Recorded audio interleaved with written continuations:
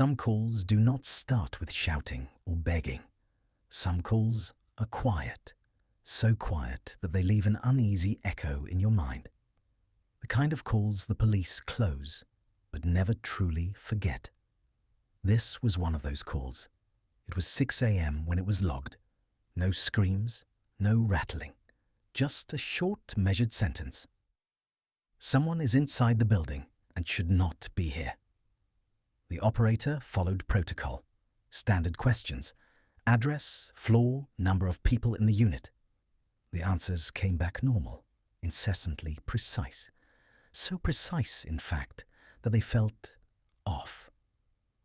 The report was filed with a familiar code, suspicious case investigation, a routine task dozens of times every night, often ending with nothing. But sometimes it doesn't. The building was an old 3-story apartment block, neither abandoned nor modernized, just tired. The kind of building that had heard strange noises for years and now reacted with silence. The street was dimly lit, narrow, almost forgotten. After midnight, movement here was rare. The resident of the second-floor unit was a man in his 30s. Regular life, regular job. No prior emergency calls, no complaints. He had heard it, the noise in the corridor. No breaking glass, no impact, no voice. Just a slow, dragging sound, like soles scraping across the floor. The operator hesitated. A hearing mistake? Perhaps. But the procedure was clear. Send a patrol. 2 officers arrived about 7 minutes later, neither hurried nor tense. The report noted the building's silence at the entrance, the streetlight casting a pale glow. The man opened his door. His face was calm, neither pale nor anxious. The first officer swept the corridor with his flashlight. Every door was locked. The dust on the floor lay undisturbed. The second officer later wrote in the report, "No evidence of an unknown presence was found."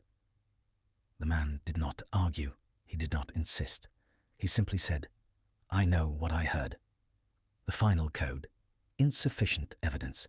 The case was closed. On paper, it ended there, but in truth, nothing ended. That night, the man checked the door to his storage room before sleeping. It was not locked as usual.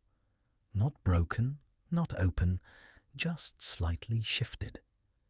He did not sleep that night, not from fear, but from the thought that would not leave him. If you have followed this story so far, you may sense that this is like many other cases that never have clear answers. There was no sound the second night, nothing on the third. But on the morning of the 4th day, something happened that made no noise at all. One of his belongings had been moved. It had not been stolen, had not left the apartment. Only its angle had shifted, a detail almost impossible to notice unless you were watching carefully. He did not call this time. He went to the police station himself. The same questions, the same tone, the same calm, indifferent looks. Finally, one officer said, "We cannot act without a certificate." The report was filed in the system under the previous code. The same short sentence, the same result, no evidence. A few days later, the building manager called. The building manager said that the door to one of the storage rooms remained slightly ajar, a warehouse that had been unused for years. Inside, nothing seemed out of place.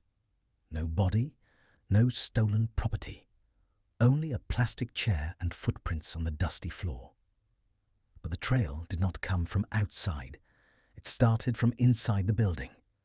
The police were called again, this time more formal, more serious. They examined the footprints. They were fresh, yet somehow indistinct. Again, the investigation yielded nothing. The case was closed.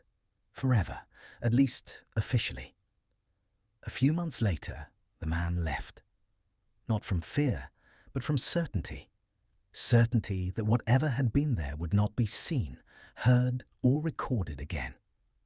The last sentence he wrote in his personal report, the one the police would remember quietly, read, "There was nothing, but I still know what I saw." If something enters our building without entering, what do you call it? The next case began in the same building, but this time the call came from the third floor. The call came in at 2:17 a.m. This time the voice was younger, almost hesitant, but the same unnerving precision lingered in the words. "Someone is here, on the third floor." No screaming, no panic, just the faintest tremor, a breath held too long, as if the caller was struggling not to make a sound. The dispatch was automatic now. Officers were sent, this time 2 units and a supervisor. The building had a reputation, and the system flagged the code immediately. The men exchanged glances in the patrol car, aware of the stories but careful not to speak them aloud. The stairwell was dark, the walls faded yellow with age. Their flashlights cut through the gloom. On the third floor, the apartment door was closed. The numbers matched the report. The handle moved under pressure, but the lock resisted. Footprints. They were faint, wet enough to gleam under the flashlight beam, starting from the far corner of the room. Not leading anywhere, just beginning there, as if the floor itself had been breached. The officers froze. The young man who had called the night before had insisted he heard something. Now they understood. Something had been there, but it had left without leaving. No windows were open, no doors unlocked. Cameras had caught nothing. Nothing. The supervisor lowered his flashlight.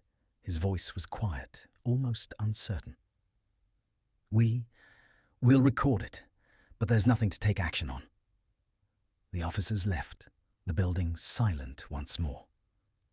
But the young man didn't sleep that night, nor the nights after. Every shadow seemed to shift just a little too quickly, every floorboard grown too deliberate.